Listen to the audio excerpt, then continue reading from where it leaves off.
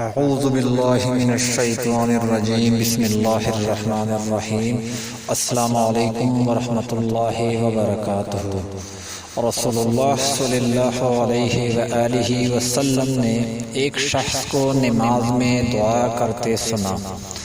اس نے نہ تو اللہ تعالی کی بزرگی بیان کی اور نہ ہی نبی کریم صلی اللہ علیہ وآلہ وسلم پر درود بھیجا،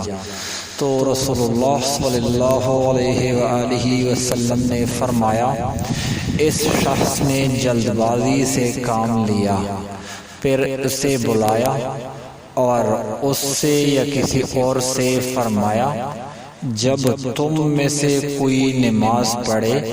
تو پہلے اپنے رب کی حمد و ثنا بیان کرے، نبی کریم صلی اللہ علیہ وآلہ وسلم پر درود بھیجے، اس کے بعد جو چاہے دعا مانگے۔ اس لیے ہمیں بھی چاہیے کہ دعا مانگنے سے پہلے اللہ تعالیٰ کی حمد و ثنا بیان کرے اور نبی کریم صلی اللہ علیہ وآلہ وسلم پر درود بھیجے، اور دعا کے آخر میں بھی آپ صلی اللہ علیہ وسلم پر درود بھیجے۔ اللہ پاک ہمیں نیک کام کرنے کی توفیق عطا فرمائے، آمین یا رب العالمین۔